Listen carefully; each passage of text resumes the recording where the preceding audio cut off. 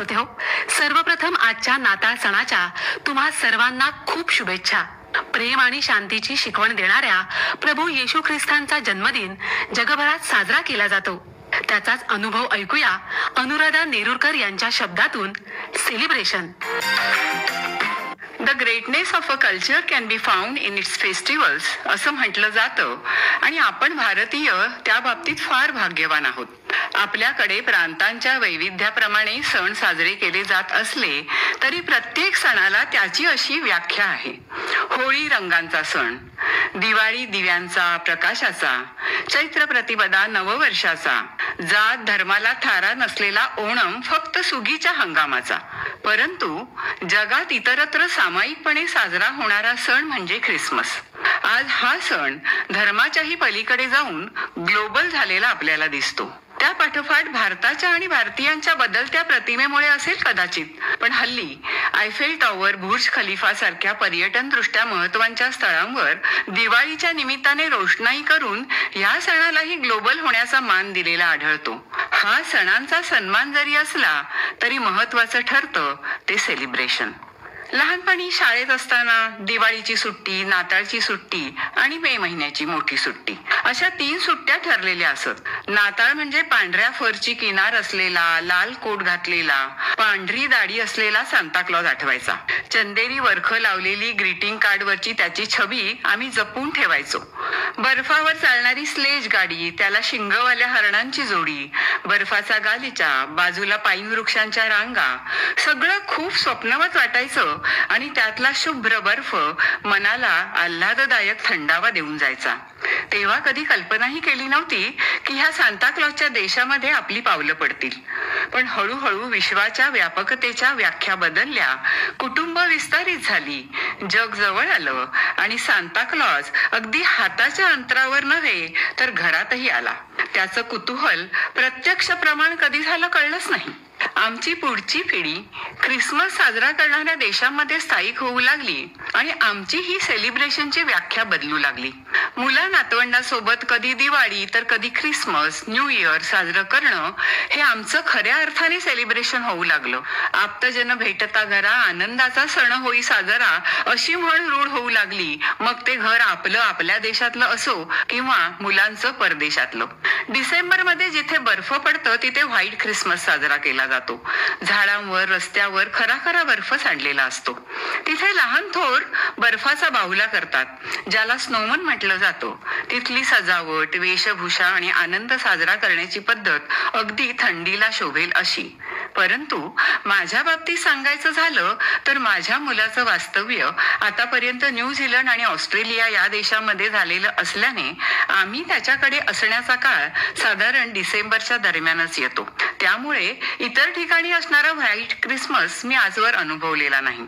ह्या काळात तिथे समर असतो, म्हणजे दिवसात तापमान उष्ण असतं पण रात्री मात्र बरंच थंड असतं. समर असल्यामुळे ख्रिसमसच्या सुट्टीत बार्बेक्यू पार्ट्या आणि क्रिकेट सारखे मैदानी खेळ इथे खेळले जातात. बार्बेक्यू मध्ये सी फूडला जास्त पसंती असते. वेशभूषाही समरसाठी मोकळी ढाकळी असते. न्यूझीलंड मध्ये तर मॉल संध्याकाळी 7 वाजताच बंद होत असल्यामुळे फक्त वीकेंडला मॉलचा माहोल पाहता यायचा. ख्रिसमस ते न्यू इयर खरेदीसाठी वीकेंडला मॉल थोडे उशिरापर्यंत उघडे असायचे. पण तरीही आपल्या देशातील उत्साही वातावरणाची सवय असणाऱ्यांसाठी हे वातावरण थोडं उदासीन वाटेल असंच जाणवलं. सजावट होती पण झगमगाट नव्हता. मंद संगीत होतं पण उल्लसित करणारं वाटलं नाही. त्यांच्या फेस्टिव्हच्या व्याख्येबाबत मनात संभ्रम निर्माण करणारच वातावरण होतं. म्हणजे नक्की काय कमी आहे ते कळलं नाही, पण आहे मनोहर तरी गमते उदास असाच काहीसा अनुभव होता. कदाचित आपल्याकडे आढळणाऱ्या सळसळत्या उत्साहाच्या गर्दीचा अभाव हे कारण असावं. रस्त्यावरही शांतताच होती. पहिल्या वर्षी न्यूझीलंडमध्ये ख्रिसमसला खूप उत्सुकतेने मॉलमध्ये गेलो. सजावट वगैरे छान होती. एका कोपऱ्यात उभं राहून एक मुलगा ख्रिसमसची गाणी फ्लूट सहित अनेक वाद्यांनी वाजवत होता. एरवी कुठेही जिंगल बेल ऐकलं की एक वेगळाच मूड तयार होतो, पण त्या दिवशी त्या मुलाकडे पाहून आणि त्याने वाजवलेली धून ऐकून का कोण जाणे तसं वाटलं नाही. त्याच्या समोरच्या बॉक्समध्ये लोकांनी टाकलेले पैसे त्याला त्याचा ख्रिसमस साजरा करायला मदत करणार होते की ती त्याच्या कलेची कमाई होती, या प्रश्नाचा भुंगा उगाचच मन विषण्ण करून गेला. सणाच्या संदर्भातली न्यूझीलंड मधली एक दिवाळीची आठवण सांगावीशी वाटते. या देशामध्ये कोणालाही औपचारिकतेच्या पुढे जाऊन आपण काही विचारू शकत नाही. त्यामुळे कोणी काही कामासाठी घरी आलं तरी त्याच्याशी कामापुरतच बोलायचं अशी मुलाची सक्त ताकीद असायची. न्यूझीलंडमध्ये फिजी इंडियन लोकांचं प्रमाण खूप जास्त आहे. हे लोक आपल्यापेक्षाही खूप कर्मठ असतात. गाडी स्टार्ट करण्यापूर्वी मारुतीस्तोत्र म्हणणं, दर सोमवारी देवळात जाणं, ठराविक वारी मांसाहार न करणं वगैरे कसोशीने पाळतात. त्यांना भारत म्हणजे आपली मूळ भूमी वाटत असल्याने भारताला ते वतन म्हणतात. भारतीयांशी ते नेहमीच चांगले संबंध ठेवतात. न्यूझीलंडमध्ये फिजी इंडियन रेडिओ खूप लोकप्रिय आहे. त्यांचं हिंदी कानाला मजेशीर वाटतं. बरेचसे हँडीमन, टॅक्सी ड्रायव्हर वगैरे फिजीच असतात. एकदा दिवाळीच्या दरम्यान एक फिजी इंडियन प्लंबर कामासाठी आला होता. माझी फराळाची गडबड चालली होती. भाजलेला बेसनचा वास त्या बंद घरात दरवळत होता. त्याला राहावलं नाही. त्याने कौतुकाने मला त्याच्या हिंदीत विचारलं, दिवाळी का तयारी चलता है मॅडम? मीही हो म्हटलं आणि पटकन विचारलं, कुछ खाएंगे? तो नाही म्हणत असताना पदार्थ चाखण्याची त्याची उत्सुकता माझ्या नजरेतून सुटली नाही. मी मुलाची ताकीद विसरून तयार झालेले लाडू आणि करंज्या त्याच्या पुढे केल्या. त्याने त्या खाल्ल्या आणि मनापासून धन्यवाद देऊन गेला. त्याच्या त्या आनंदालाही अनेक पैलू असावेत. तिथे एखाद्या हँडीमनला कोणी असं आपुलकीने वागवत नाहीत. शिवाय त्याच्या वतनमधल्या कोणातरी एका माताजीच्या हातचा फराळ चाखायला मिळणं ही त्याच्यासाठी मोठी पर्वणी होती. त्याच्या चेहऱ्यावर दिसलेली शब्दात व्यक्त न होणारी कृतज्ञता पाहून मला दिवाळी आधीच सण साजरा झाल्याचं समाधानही मिळालं होतं. सर्व ख्रिसमस साजरा करणाऱ्या देशांचा ख्रिसमस 25 डिसेंबर, जो येशू ख्रिस्ताचा जन्मदिवस मानला जातो, त्या अगोदर 4 आठवड्यांपासून सुरू होतो. शाळांची शेवटची टर्म असते. वरच्या वर्गात जाण्यापूर्वीची मोठी सुट्टी पडणार असते. त्यामुळे सगळे कार्यक्रम लवकर आटोपले जातात. ख्रिसमस कॅरोल, ख्रिसमस ट्री, गिफ्टची देवाणघेवाण हे सगळं शाळांमध्ये खूप आधीच साजरं केलं जातं. कारण प्रत्येक कुटुंबाचं ख्रिसमस आणि त्यानंतरच्या सुट्टीचं वेळापत्रक तयार असतं. प्रत्येकाची प्रायव्हसी महत्वाची असते. विद्यार्थी आणि शिक्षक यांच्या कुटुंबांच्या वैयक्तिक कार्यक्रमामध्ये कुठल्याही प्रकारची बाधा येणार नाही याची विशेष काळजी घेतली जाते. हा सण म्हणजे भेटीगाठींचा आणि भेट वस्तूंची देवाणघेवाण करण्याचा सण. म्हणूनच या देशामध्ये नोव्हेंबरच्या शेवटच्या आठवड्यापासून किंवा डिसेंबर सुरुवातीपासूनच सगळीकडे स्पेशल म्हणजे आपल्याकडचे सेल लागलेले असतात. प्रत्येक जण स्पेशलची वाट पाहत असतो. नेहमीपेक्षा कितीतरी टक्के कमी किमतीत वस्तू उपलब्ध असतात. सगळी दुकानं सुंदर सजलेली असतात. इथला विशेष म्हणजे आपल्या देशासारखं किमती अगोदर वाढवून नंतर कमी केल्यासारखं दाखवणं अजिबात नसतं. कशावर किती डिस्काउंट, ती वस्तू तुम्ही बदलू शकता किंवा नाही, यासारख्या सूचना ठळकपणे दिसतील अशा प्रकारे लावलेल्या असतात. सेलचा विभाग बऱ्याचदा वेगळा असतो, नाहीतर सेलच्या वस्तूंचा प्राइस टॅग वेगळ्या रंगाचा असतो. एका ब्रँडची वस्तू त्याच शहरातील त्याच ब्रँडच्या दुसऱ्या दुकानात बदलून मिळू शकते किंवा तिचा रिफंड सुद्धा मिळू शकतो. अलीकडे आपल्याकडे सुद्धा अशा सोयी काही ठिकाणी उपलब्ध होऊ लागल्या आहेत. आमच्यासारखी मुलांकडे काही दिवसांसाठी जाणारी पालक मंडळी मायदेशातील आपल्या मित्र परिवारासाठी भेट वस्तू, चॉकलेट्स अशी खरेदी सुद्धा ह्या स्पेशल मधून करून ठेवतात. खरं तर केवळ किंमत कमी असते म्हणून नाही, पण ह्या दिवसात खास बाजारात आलेल्या वस्तू फार देखण्या असतात. हा सीझन संपला की तुम्हाला अशा वस्तू शोधूनही सापडणार नाहीत. Perfumes, handmade soap, purses, scented candles इत्यादी सर्वच गोष्टींना एक फेस्टिव्ह लुक असतो.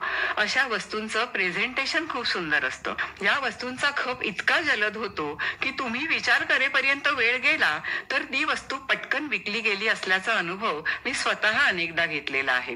प्रत्येक मॉलमध्ये पुस्तकांची दालनं असतातच हे विशेष, आणि तिथेही किमतीवर खूप सवलत असते. अशा स्पेशलचे पॅम्पलेट्स किंवा फ्लायर्स आपल्या घरासमोरच्या लेटर बॉक्स मध्ये सतत पडत असतात. काही लोक नो फ्लायर्स प्लीजचे बोर्डही लावून ठेवतात. न्यूझीलंडमध्ये असताना साधारण 80 वर्षाच्या आसपास असलेली वृद्ध चीनी स्त्री हे फ्लायर्स आणि लेटर्स वाटताना मला दिसायची. तिथले चढ उताराचे रस्ते अगदी धापा टाकत तरीही सुहास्य वदनाने ती पार करत असे. तिला पाहून मला खूप वाईट वाटायचं, पण त्या देशामध्ये कामासाठी वयाचं बंधन नसल्यामुळे आणि प्रत्येक जण वेगळा राहत असल्यामुळे कितीतरी ज्येष्ठ नागरिक मेहनतीचे कामं करताना दिसतात. अशा फ्लायर्स मधून स्पेशलची माहिती मिळत असते.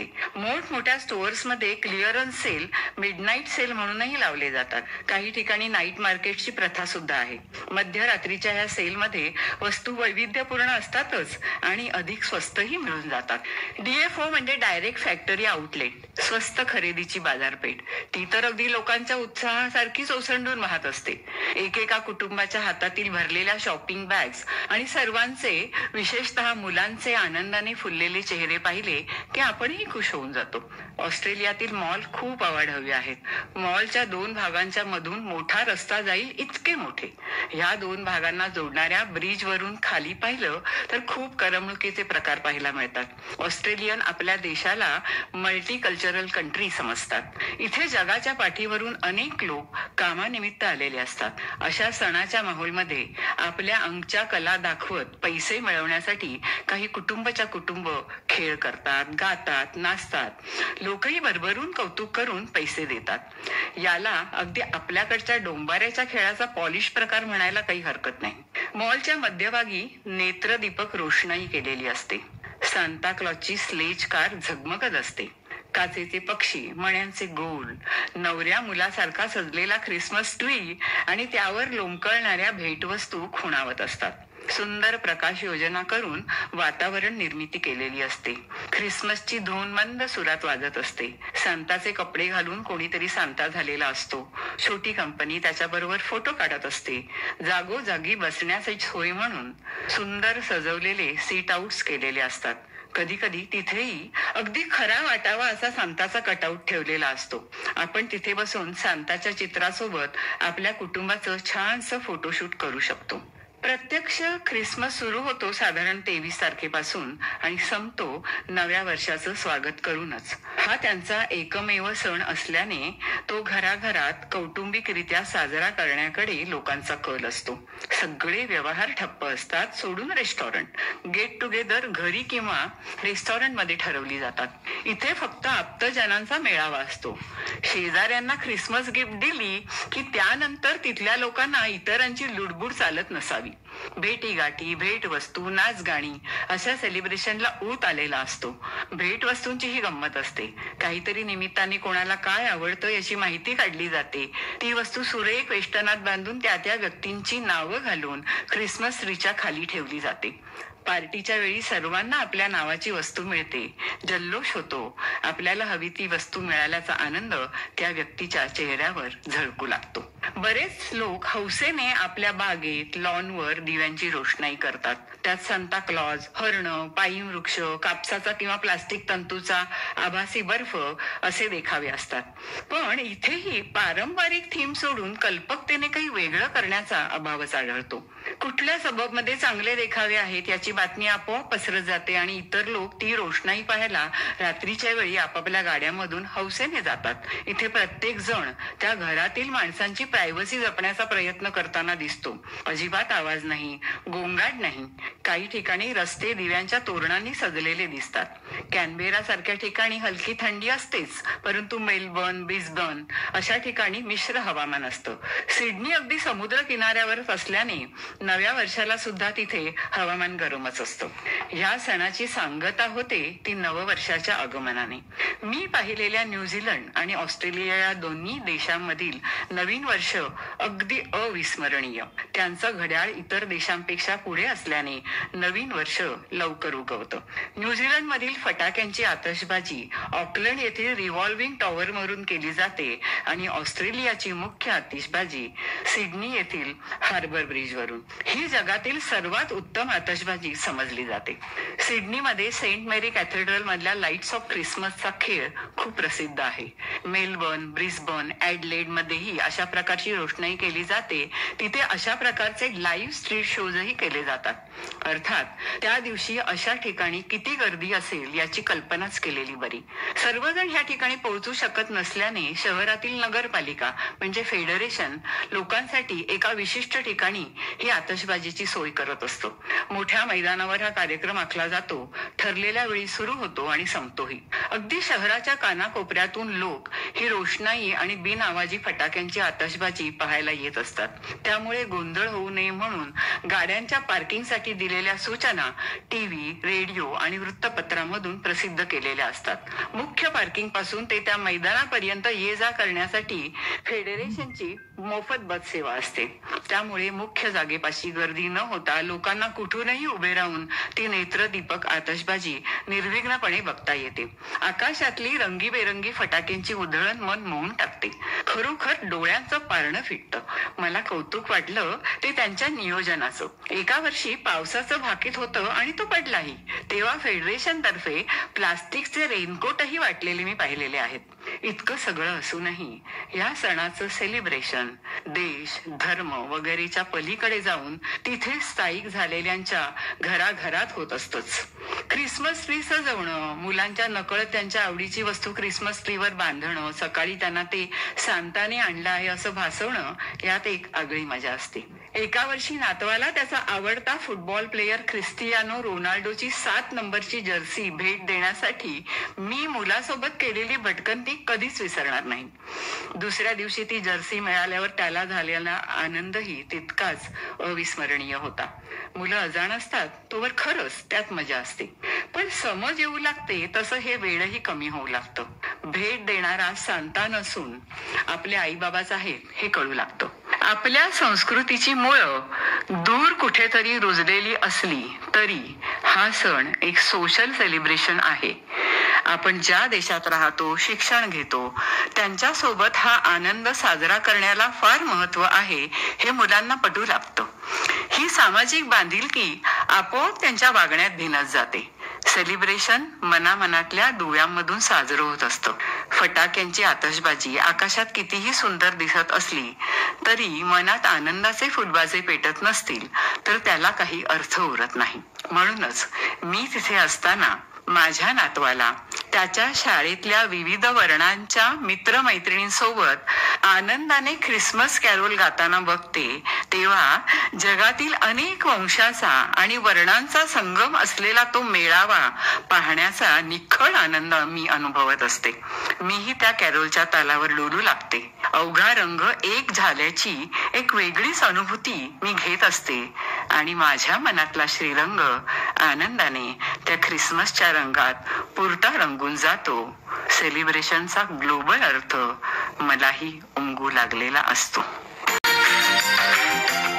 श्रोते हो, सेलिब्रेशन अनुराधा नेरुरकर यांचं मनोगत आत्ताच आपण ऐकलं.